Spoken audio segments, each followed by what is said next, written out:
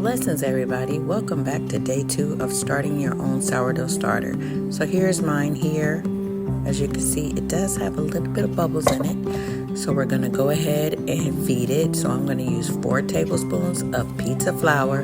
You can use any flour you want, and 4 tablespoons of filtered water. Okay, so I'm going to be putting in my 4 tablespoons of water here. And if you're just checking out this short, then you can still have time to start your own starter. Just check out the previous short. So now I'm going to get my 4 tablespoons of flour, pizza flour that is. So we got 1, 2, 3,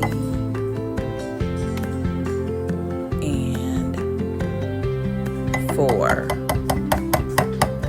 Okay, and now you just want to mix it up really good. You don't want it clumpy. You want your consistency to look like pancake batter. So you just mix until you get all the lumps out. Mix it up real good.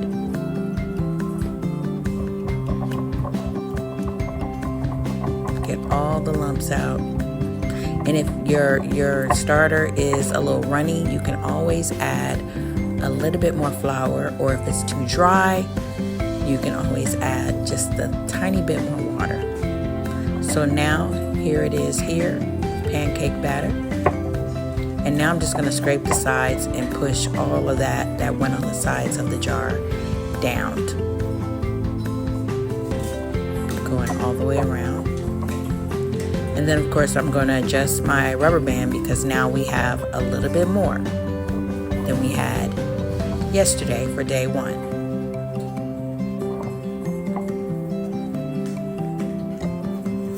Okay, so now you want to put your rubber band or whatever you're using on your jar for the level.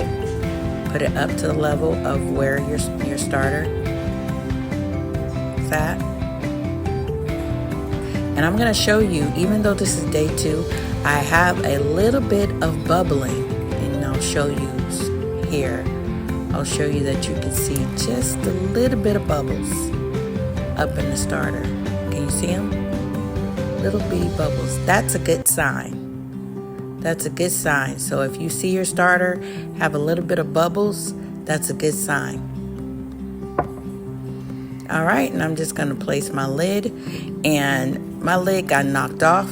So I'm just going to put a little shower cap or the little jar plastic cap over it and put it away. And that is it. And so I will see you guys on day 3.